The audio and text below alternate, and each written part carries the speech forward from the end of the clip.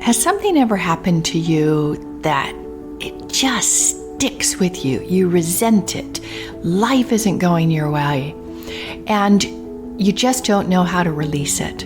Well, resentment is not just something that happens in the background, but it actually influences your ability to create what you want because it blocks you and causes you to see your life situation differently.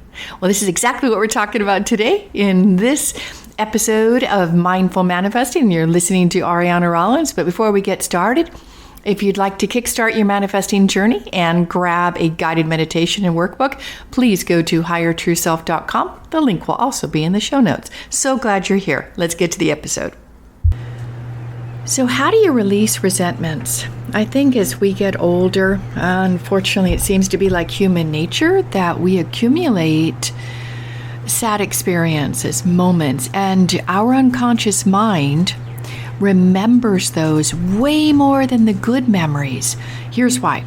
Because they're for survival reasons. Your unconscious mind, if you think about it, is trying to protect you from disappointment, harm, anything that could hurt you in the future. And so when you have a painful experience, like the first time you had a breakup, maybe someone left you, then your unconscious mind stores that. I imagine it's like this, not quite like this, but this is how I see it. Is like etching on a glass, okay? Like a glass window, with this beautiful etching, but maybe not such a beautiful etching if it's a painful experience. So it etches it so that when you are going about your life, looking through that glass, say it's a glass pane, right? A window glass, you're seeing that etching. So once you've had that experience, it's never just a pure, clear window. You're looking through that etching. So when we have an experience that causes pain in us, our unconscious mind does whatever it can to avoid that pain. So even the most subtle of triggers, we're going to be looking through that pane of glass, right? Pain. Isn't that interesting? Pane of glass. So I was reading a book, and it's a great one. I do recommend it. And a lot of times I will quote a part of a book that I don't recommend. But so far, I'm in chapter 11 or lesson 11 of this book. It's called Calling in the One. And it's fabulous. I'm really enjoying it. So this particular lesson is lesson number 10 in her book, and I do recommend her revised book. Her first one is decent, but she's really grown and gone through a lot of life experience. So her revised one, which I think it was released 2021. Okay, so this is an exercise, practice releasing your resentments. And I get excited when I read a book that has really good questions. Now, I can't help it, but I do modify the questions because I do have a skill and ability to access truth, or let's say our emotional truth, like what our experience is through the unconscious mind, and there's power in getting the question just right. So I will be modifying it. So first, make a list of those people who you resent, particularly those ones that you had a painful experience with. It doesn't have to be relationship partner. I know her focus is on that, but I see this book is multidimensional. It could help with family relationships, friendships, and most importantly, your relationship with yourself, which is why I'm interested in this, because of the higher true self work is all about having that alignment with our higher self, with our true self. And it's establishing a rapport and a relationship where your true self gives you intuitive guidance and you pay attention to it, and you can benefit greatly by making powerful choices for yourself and following the breadcrumbs. Okay, so let's get back to this. So this is a little practice. So who do you resent? just do like a brainstorm. I mean, it could be your first boss. I mean, it could be the person who is at the fuel station or the grocery store. It doesn't matter. But it's someone you've seen repetitively. Maybe you've been in a relationship with them. Okay. Now, scroll through, and this I'm going to give you my tips. It's not in her book. Is as you read each one of the names, I'd like you to close your eyes, put your finger on that one, and say the name. And is this the person I resent most? Go through and find the one that has the most energy around it, that's most current and alive in you. And surprised me when I did this exercise. I thought it would be a possible relationship partner, but I've done a lot on that. And it was my sister. And I was like, wow, okay, that's good, right? Okay. So, next question. Again, I'm changing her questions. This is just, I'm giving credit where credit's due. She triggered a great process. So, why do I resent this person? What it's about? You know, why do I resent them? And just brainstorm. Don't question, don't doubt, don't let anybody see this, because you can get rid of it later. Next. So who do you resent? You pick the hottest one, and then you go and drilling down deeper. Why do I resent this person?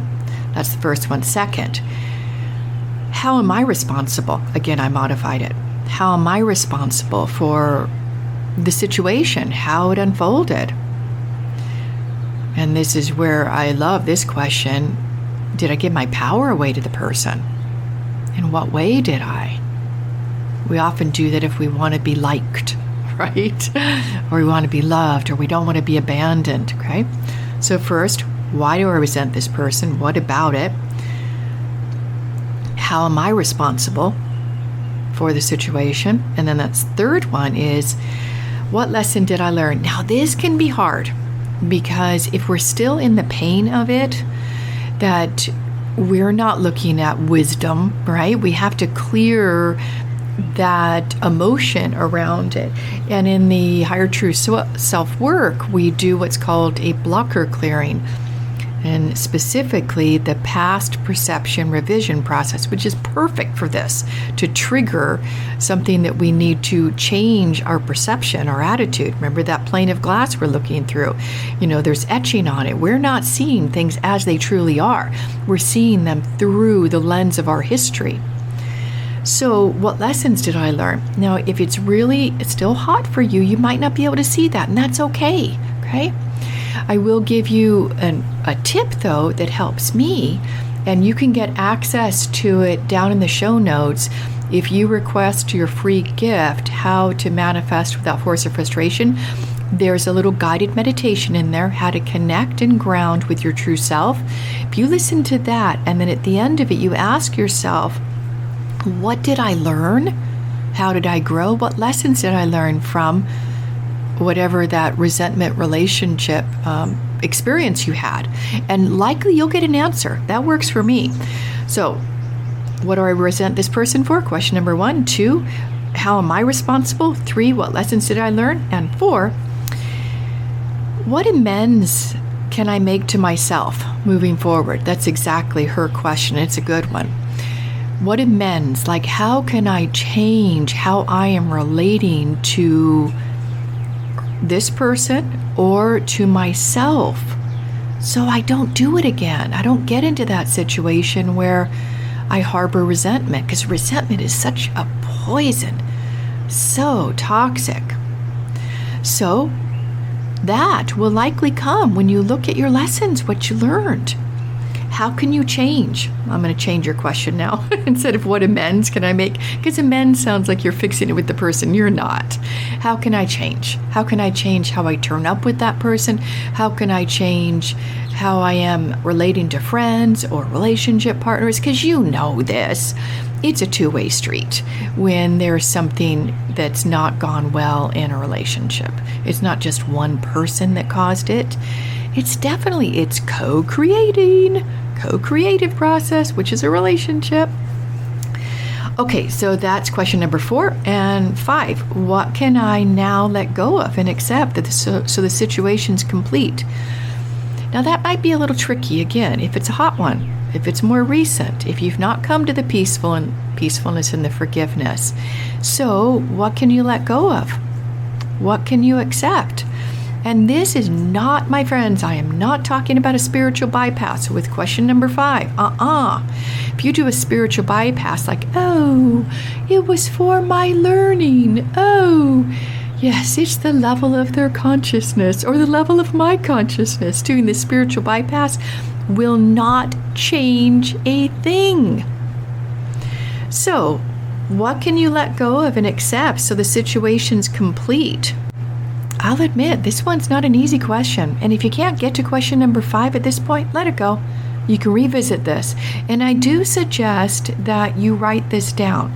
Now, I'm not saying save it, like put it in your journal, because the power of the work that I teach in Higher True Self Life Change Training is that, remember that etching on the glass, is that you actually heal the glass. You remove the etching.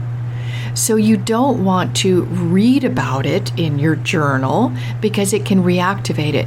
When anyone ever does a blocker clearing process like the past perception revision process, it is highly recommended, really important, to throw away any of the original situations that come up as you're doing the blocker clearing, because we want to heal that etching on the glass. We don't want to re-etch it, reactivate it, because when you think about something, like you get angry when you remember how someone treated you, well, you are etching that glass over and over and over again.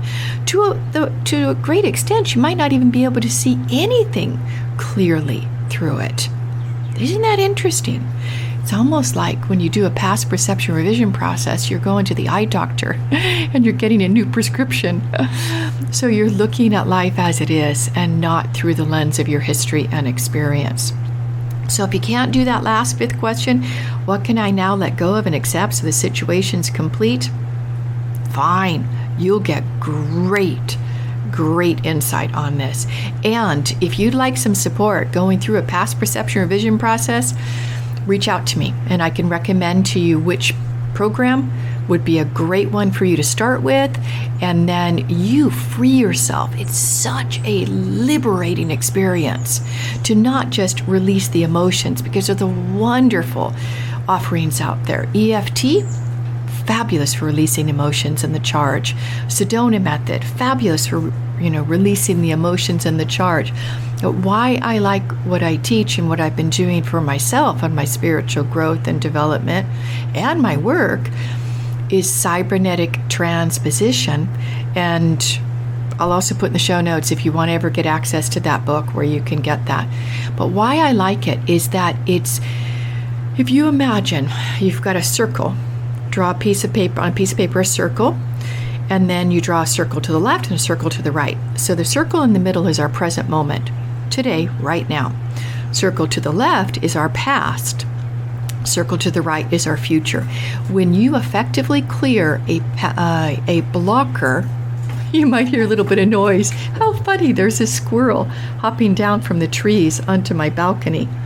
It's a very courageous squirrel. It just comes here and eats the leftover sunflower seeds. Okay, back to the podcast. So it changes not only your perception, so we're healing the etching on the glass, you're going back in time, you're reperceiving things. So that's where the glass gets clear and you're looking through it as it is and not putting your perceptions on it. But here's the really amazing thing, is that you actually create like a mini goal, a mini objective to how you want to create, handle, and perceive situations like that in the future. Isn't that amazing? So you're changing how you're turning up today with yourself and relationships because you've rewritten the past. NLP also does reframing, but it stops there. In my experience, I'm not an expert on that, but I've tried a lot of different things. And then I have found this seems to handle it multidimensionally, past, present, and future. So that when you're faced with a situation where maybe somebody is, you feel timid about speaking up, about how you're emotionally being impacted by someone's behavior and you hold it back because you're afraid they'll abandon you? Well, when you clear a blocker, when you truly resolve that perception of the original situation and all those events that happened as a result, which is what you do with the past perceptual vision process, you change how you turn up when you get triggered. It's amazing. It's just amazing. Okay, so as we wrap up for now, if you've enjoyed the podcast, I invite you to go to podchaser.com and leave us a review. And thank you so much for listening. I'll do a quick recap. First, a list of everybody you resent. Second, why do you resent them? Third, how were you responsible? How'd you co-create that? Fourth, what did you learn? What lessons? And again, if that's too hard, listen to the True Self Grounding, which you can get for free in the show notes. And then 4, what can you change to move forward, to take care of yourself? What amends can you make to yourself, not to the other person? And 5th, how can you let go and accept that situation so it's complete? As we wrap up this episode, hopefully it gave you some food for thought. And if you would like to get your freebie, Kickstart Your Manifesting Journey, which includes a guided meditation to connect with your authenticity, your inner being, your true self, please go to highertrueself.com. And thanks so much for listening. I appreciate you.